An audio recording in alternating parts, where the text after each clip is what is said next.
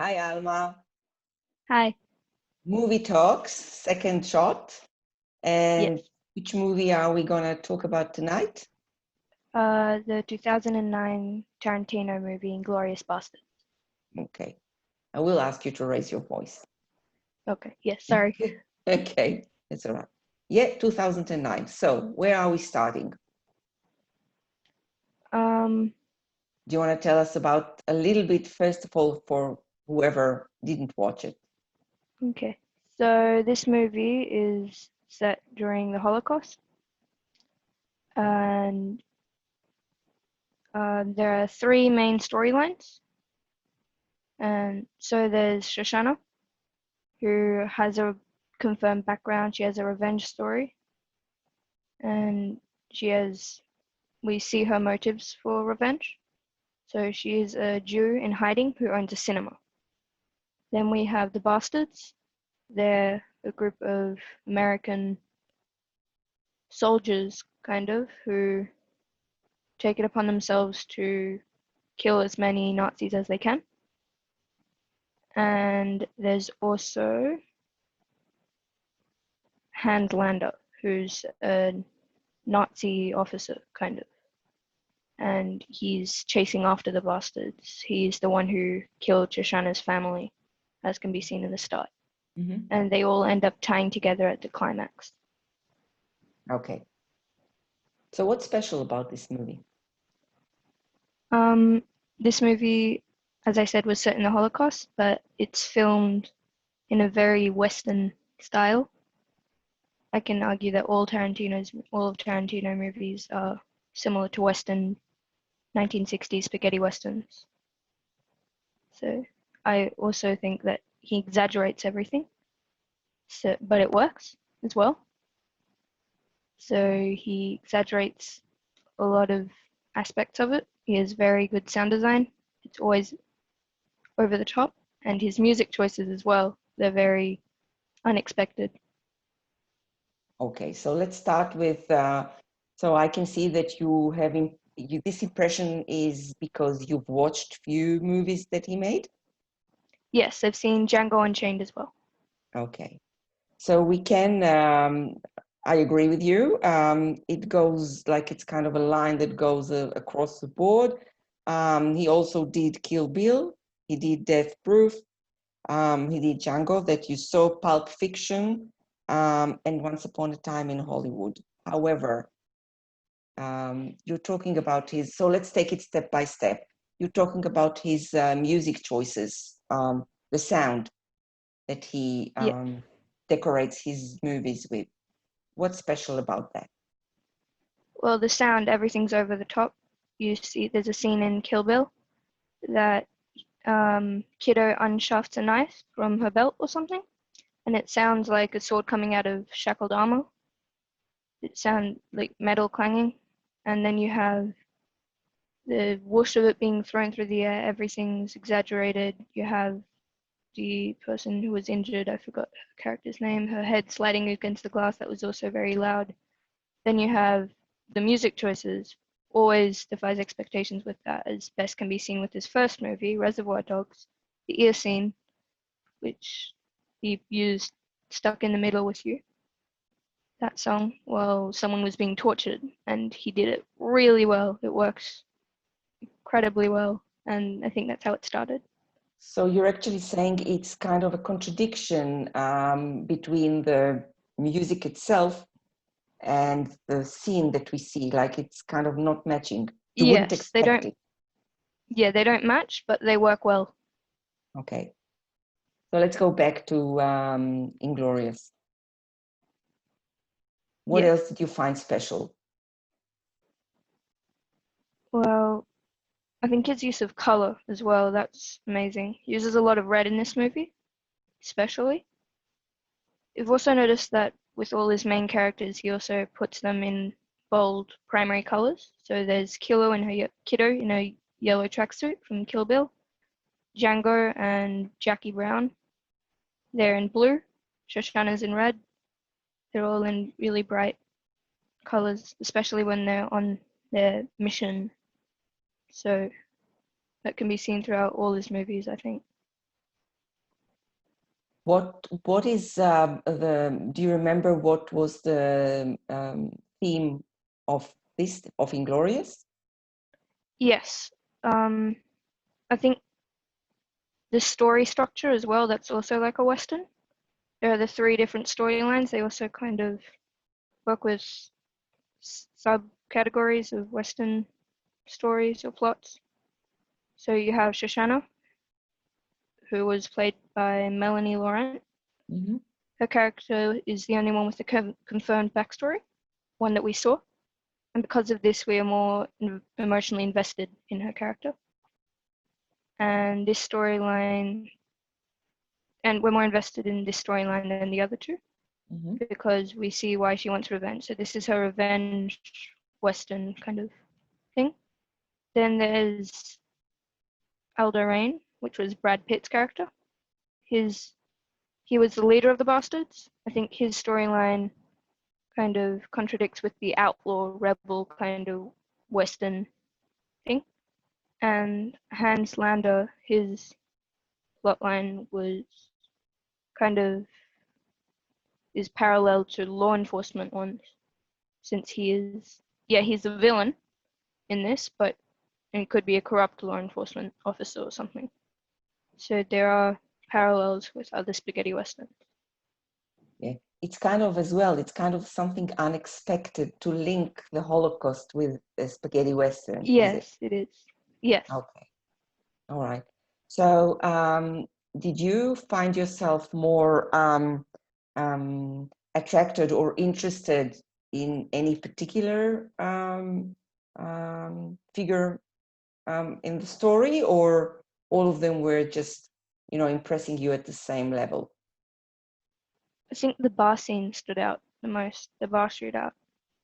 Within 5 minutes, he gave us compassion and sympathy towards a Nazi, which was very surprising as well.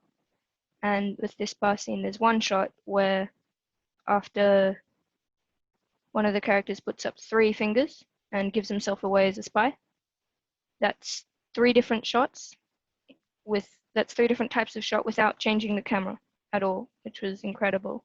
So it was an over the shoulder shot. First it was a close up of the hand, then he puts the hand down and the focus changes to the guy's face who was across from him on the table.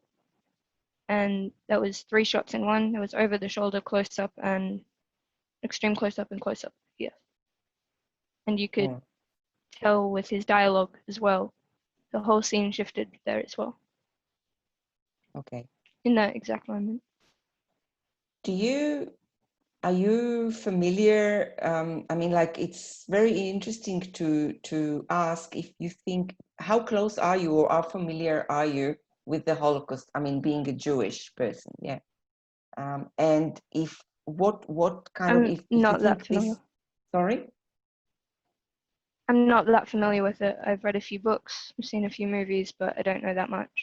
Okay, because did you find, for example, Brad Pitt struggling to perform in any way in this particular,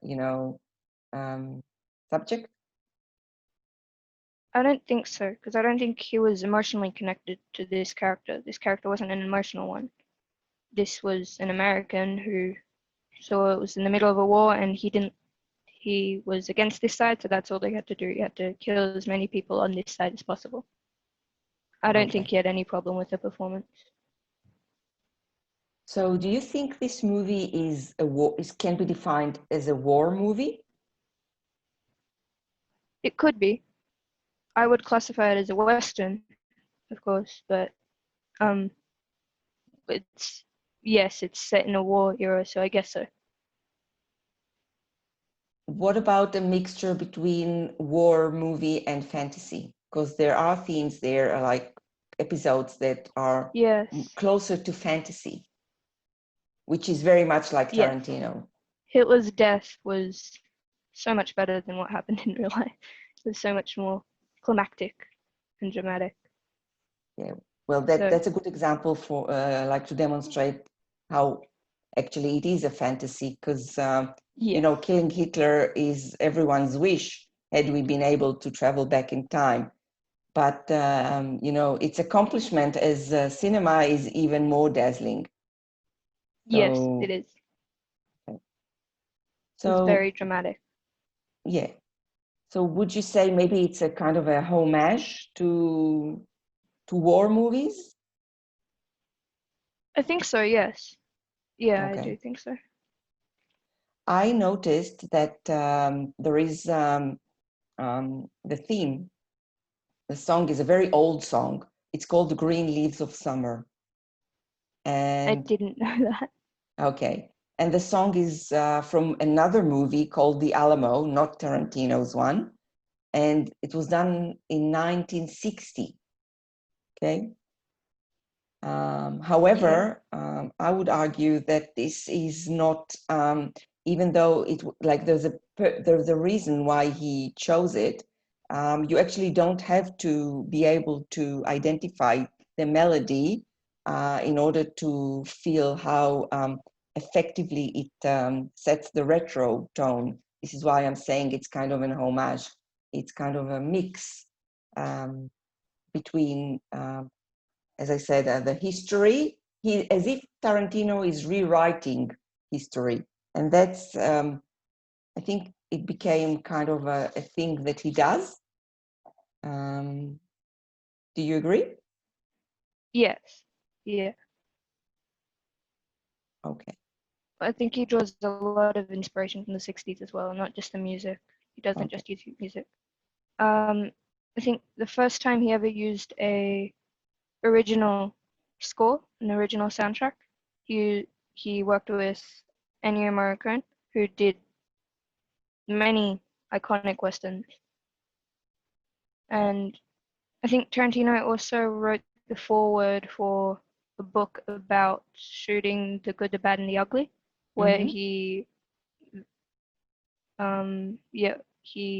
praises Sergio Leone and Ennio Morricone as well. Really, he draws a lot of inspiration from them.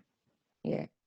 Nevertheless, I read somewhere that this movie, Inglourious, is considered to be his masterpiece. Do you agree? I haven't seen all his movies, so I can't say anything Okay, about of that. course. He did write it. He actually wrote the script and directed. He started, the movie was released in 2009, but he actually started writing it 10 years earlier. Yes, some movies take a very long time to get started. Yeah, but you know why did he put it on hold? I do not know. He struggled with the ending. He was not happy with the way, he couldn't figure it out. So he just The put it ending, off. yeah, I Yeah. think the ending could have been a bit different. What would you It looked suggest? like it.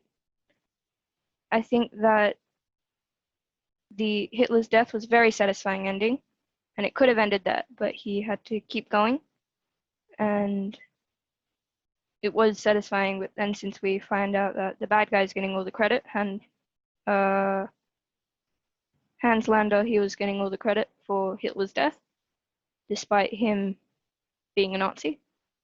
That was also kind of unsatisfying. So I think he tried to end that as well, which it was a good ending. I did like that ending too, but it didn't really fit. I think that could have come before Hitler's death. Okay.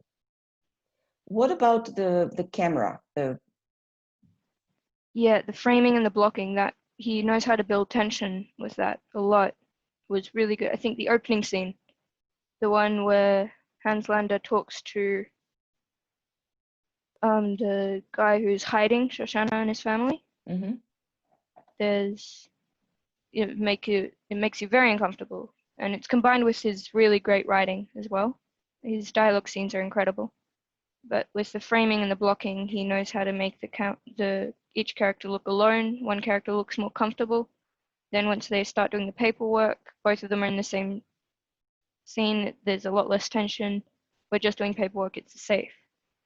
Then he mentions the children, and the camera rolls from one side to the other, and so the characters swap places, and that's where the whole scene kind of flips, and each character's on the other side, and since we got used to it, kind of makes us uncomfortable.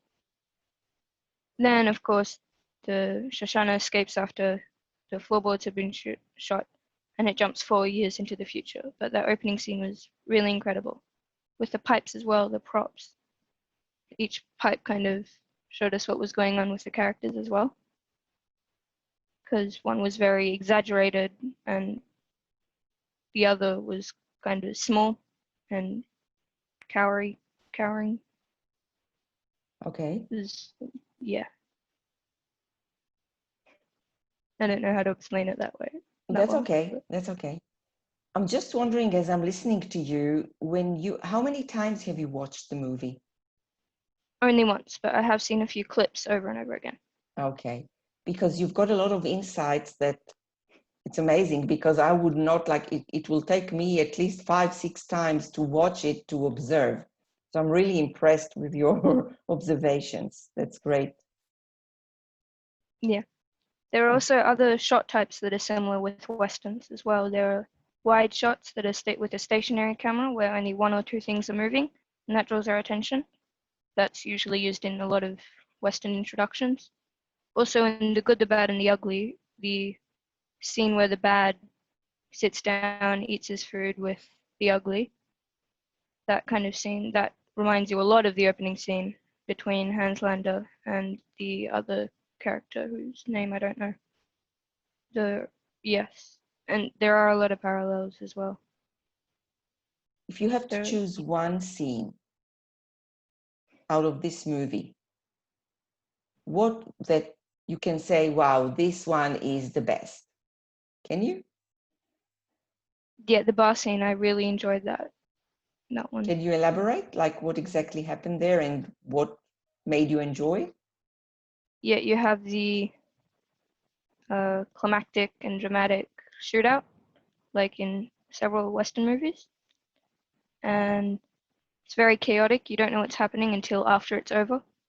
There are guns everywhere, bullets everywhere. The wall is torn into pieces. There are bottles exploding and characters been shot. You don't know who's alive, who's dead. And then after it's all over, you have the aftermath. The scene is explained with how it all went down, which was when he holds up the three fingers. That's how that's explained, because it's not very clear before. And you can't tell what's going on, but you get compassion for the Nazi within 5 minutes, which is it feels strange after you realize what happened, but yeah, I really enjoyed that scene as well. So that's another It's contradiction. very bloody. Yeah, that's another kind of contradiction, a very Tarantino one, like very typical Tarantino. Yeah, he likes to make things very graphic. Yeah. Would you watch more movies he made? Yes, definitely. I think The Hateful Eight's also on Netflix. I have to watch that one. Sorry, the what? The Hateful Eight. That's Okay. the one I think he used the first ever original score with Ennio Morricone. Okay. Okay. I've watched Once Upon a Time in Hollywood. I've seen clips of that. Yes, it's Tarantino, but I do think that the Inglourious is, if I'm just going over the movies that come into my mind, I think this one is, to me, the most, like, I wouldn't say the best, but it's very special, stands out. Did you pay attention to the wrong spelling of the name? Yes, the name, that was good. Wrong spelling with Bastards. Do you know why? Yeah. I don't know why, no. It just popped up when I just was preparing myself for this talk, and I just didn't. I mean, like I've seen it and it didn't stand out. So I go, oh my God, yes, it is spelled wrong. But I also didn't manage to find one. Anyway, all right. Anything that you want to add? Not really. He's really good with dialogue. He's script writing. He knows how to write both dialogue. He knows how to build tension. The shots where, since we're most emotionally invested with Shoshana, and you can tell that she's scared, the camera stays on her instead of what's going on around her. We just see her reaction, not what's causing it. That was also really, really good. He knows how to frame everything as well. He knows what should be seen and what shouldn't. But even if we don't see it, we hear it, so we know what's going on. And yes, I enjoy his movies very much. Great. Thank you very much. Do Thank you you for already having me know again. what would be the next one? Or we have to wait patiently and see? I don't know what the next one's going to be. All right. Thank you so much, Alma. It was a Thank pleasure you as for having me. always. Yes, thank you. You have a good night. You too. Bye.